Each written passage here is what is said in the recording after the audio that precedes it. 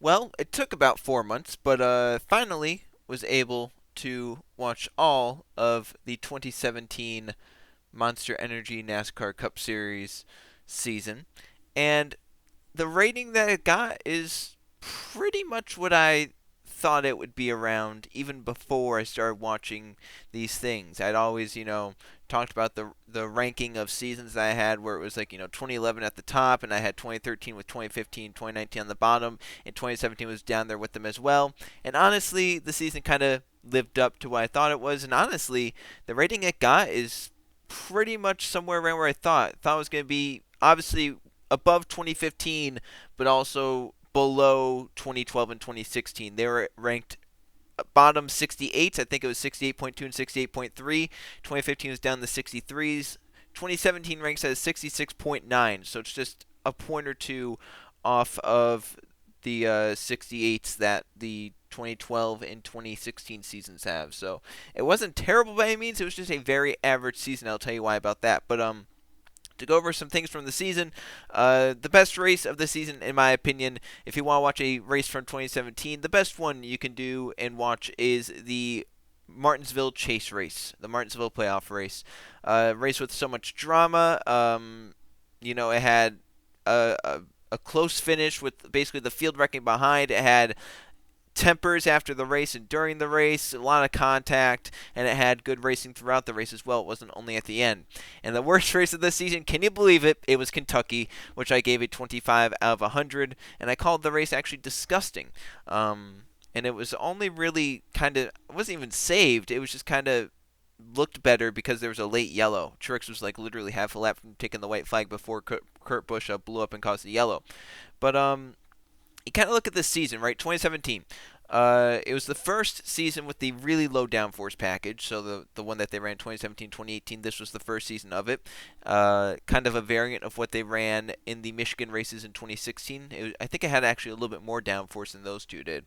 But you kind of go and you look at this season as a whole, right? And you look at the rankings that I gave races and where they rank among others. I'm going to read off the top 16 races from the season, and you will notice a common trend with those racetracks.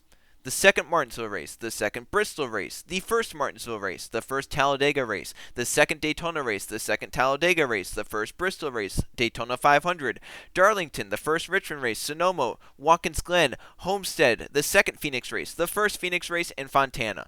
What do all those tracks have in common? Well, they are normally considered some of the best racetracks that NASCAR goes to. You think about short track racing, Martinsville and Bristol and Richmond. You think about super speedway racing, Daytona and Talladega. You think about Darlington, the very classic racetrack. You think about road course racing. You think about the best mile and a half. You give that to Homestead. You think about maybe the best mile track. You give that to Phoenix. And you think about Fontana, the best 2 mile oval. Basically, all these things have one thing in common. It's that they are the best of the best in terms of the racetracks. 2017 showed which tracks were the best, which tracks put on the best racing. That was basically what 2017 did. I'm going to look at the bottom now, the bottom few races, and you'll notice a trend with this as well. Kentucky, Chicagoland, Loudon, Texas, Dover, Atlanta, Indy, Michigan, Pocono, Richmond again, Kansas, Texas, Vegas, Charlotte, Kansas, Loudon, Charlotte, Dover. That's then 36th on up to 17th. So you notice a lot of the mile and a halves. You notice some of the lackluster mile tracks like Dover and Loudon, Indianapolis, Pocono, Michigan. And towards the top of the, that's not really the top of the mediocre list. You have tracks like Kansas and Vegas and Loudon, Richmond, but Richmond's wasn't really due. Well, it was due to the race, but there was also some other issues. But you look down at the bottom, and those are tracks that really, when you look at it, those are tracks where you kind of loathe going to them because you know it's not going to be a great race, especially after they repaved Texas. They repaved it in 2017 and went down, and it was really, really bad. So you look at these rankings, and it's basically a list of which tracks in NASCAR are really, really good and which tracks in NASCAR were not good at the time. That's basically what it was, right? And the interesting thing, Chicagoland, this was the final time Chicagoland was held in the playoffs. It was a very cloudy race. The race was held under extreme cloud cover. It was so cool that the track never really widened out and it kind of the groove stayed on the bottom, which really, really hurt the racing. And then you think about the next season when they moved it to the summer, it had probably the best race ever at Chicagoland in 2018. We'll get to that whenever I finish 2018. But, it's just kind of it's interesting to see, how some things changed from one season to another, and just how a lot of things stayed the same, like which tracks are good and which tracks aren't. The tracks that are good, they're still good. Martinsville's still really good. Bristol's still really good. Daytona Talladega still good racing. Darlington still good. Richmond still good. Sonoma Watkins Glen, they have good racing. Homestead, really good racing. Fontana as well, and Phoenix, it's been hurt by PJ1, but we don't talk about PJ1 because it doesn't really exist much in this scenario. Speaking of PJ1, 2017 was really the season where they first started to use it at many different racetracks. Obviously, 2016 was the first site of PJ1. They used it at Bristol for the Bristol Night Race, and it was a success. In 2017, they then went and they used it for Loudon. They used it for Charlotte. They used it for Bristol again. They were trying to widen these tracks out, and this was really kind of the start of the PJ1 kind of the PJ1 era of NASCAR, I guess. Obviously within the next few seasons with like 2019 stuff, they'll move to a track like Phoenix, they'll move to Michigan, they'll move to Pocono, they'll move to Texas and Kentucky to try and widen the tracks out. Whether it be for good or for worse, I don't know, but that's just how it is. So, there's not really much to talk about 2017. No, if you want to talk about it, go watch the Super Speedway races and the short track races from that season. When I mean short track races, really there was one bad short track race, and that was the second Richmond race. I want to talk about that because I call it one of, if not the worst officiated race in NASCAR history. So not only was the racing not all that great, then you go and you look at the race itself, right? And what happened during it? It was the chase cutoff race, so many people were expecting some fishy things to happen if some certain people were in position to try and get some stuff, and maybe NASCAR is going to try and make an exciting finish out of it. So you look at what happened during the race. Well, early on, Matt Kenseth locked up his brakes in turns 3 and 4. NASCAR threw yellow for whatever reason it was. They saw smoke and they threw the yellow, even though it was just Kenseth locking his brakes up. So that happened. And then, in the middle of the race, as they're coming down pit road under the yellow flag, an ambulance is sitting at pit entrance, and it causes a stack-up, which almost ruins Matt Kenseth's season, may have ruined Clint Boyer's season, and other people got some damage as well. So that was a terrible, terrible mishap by whoever it was. And then at the end of the race, they're within the final few laps, and the car of Derek Cope gets up near the wall, maybe scrapes it, and they throw the yellow. Even though it wasn't a hard hit, there wasn't debris coming from it, he wasn't going to stop on the racetrack. They just threw the yellow for a then 2 lap to go restart, in which Mark Truex Jr., the guy who was leading at the time of the yellow, gets wrecked by Denny Hamlin and ends up finishing last car on the lead lap. So, or I guess first car 1 lap down since he didn't get to finish the last lap. So, I mean, that race was terrible. They were really trying to make something happen, and they were just kind of all over the place that whole night. It was not good at all. It was quite terrible, to be honest. But and you kind of look at these ratings as well. There weren't that many great races. I only ranked 4 races as great, and that was Talladega, the 2 Martinsvilles, and the Bristol Night Race. There were only 11 races that I ranked as good. From Sonoma on up, I ranked them as good. There were a lot of average races. You look 12th down to 25th were considered average, so that's 13 races. And then there were so many races that I just said meh to. From 26th on down to 33rd, I said meh. And I think that has to be that was the kind of category where I used it the least for most of the seasons. Meh. I'd use it for a handful of races. This one I'd use for like 7 or 8. And in terms of bad races, I think this is actually the second least amount of bad races that I've ranked in a season. All of which came in the second half of the season. Kentucky, Loudon, and Chicagoland. The Chase actually got off to a terrible start.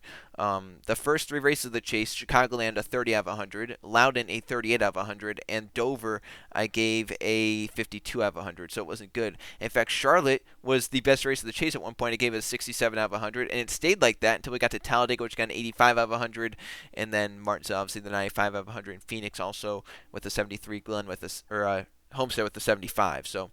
But I only ranked 3 races as bad. I think that's the second least in terms of bad races. I think 2011 had 2, 2012 had a good bit. 2012 had like 7 or so. 2013 had like 4. 2014 had like 4. I think 2015 had like 8 or 9. And 2016 had like 4 or 5. So only 3 bad races. That's not bad. It's just had so many very average races or sub-average races. It didn't have many terrible races. There weren't that many snoozers, but there were also a lot where I kind of found myself losing interest. And I was like, it's not terrible, but it's also not great. Like you kind of don't know what to give it, so you kind of give it somewhere in the low 50s, and some races deserve to be a little bit higher 50s because they at least kept me entertaining a little bit. But yeah, that was 2017, the season which told us which tracks were good and which tracks weren't. And looking forward to doing 2018 because I feel like that is maybe the most bipolar season in terms of the season itself and also how people view the season. Probably the most bipolar season in all of NASCAR history. You go and you look at the first half of the season. Wasn't really all that great. You can count the good races on one hand. And then you go to the second half of the season and you can count the bad races on one hand because that's just how good the second half was of 2018 compared to the first half. And in terms of how people think about it, either you loathe 2018 and you're like it was the worst season ever and it was terrible and da da da, or you go and you're like it was fine. The second half really made up for the first half. If not made up, it exceeded what it needed to do to make up for the first half. So, I mean, I'll be very interested to watch that one, especially the first half of the season to see, was it just some sort of perception that people had of the season at the time, or was it really terrible? Because I remember watching 2018, I didn't really care about what was all happening at that point. Obviously there were some races that were bad, like you look at the first Vegas race and you look at races like Dover and Texas and whatnot and Auto Club. They weren't all that great from what I remember. So we'll just have to see though, because a lot of these seasons have started out really, really good, right? Where I'm looking at like the average throughout the first 7, 8, 9, 10 races, and it's up near 70 or even higher than 70, and then once the summer hits, it kind of really takes a nosedive. But then the final few races of the season, it kind of ticks back up to where it then plateaus out to where it should be. So I'm going to be very interested with 2018. It's probably going to start out low. It's probably going to start out around 2015 levels.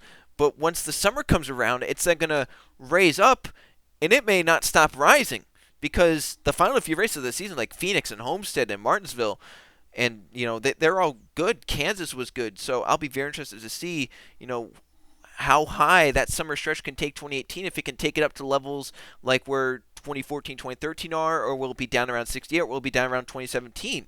I don't think it's going to end up down around 2015, but I don't think it's going to be as high as 2013, 2014 either. I just, those seasons are definitely, I think, the best two Gen 6 seasons. So that's it for the 2017 season. I'll try and do 2018 as quick as possible. It just kind of depends. Sometimes you get into slumps of races where they're bad, and then you don't want to watch many more. And sometimes you get into slumps into some really good races, and you want to keep watching. So we'll just have to see how 2018 provides with that, and hopefully it'll be less than 4 months. Hopefully it'll be like 2 months. If I can watch like a race every other day, that'd be like 2 months. So we'll see how it goes. Thanks everyone for watching this recap of 2017. And I'll see you guys for 2018 in hopefully a couple months.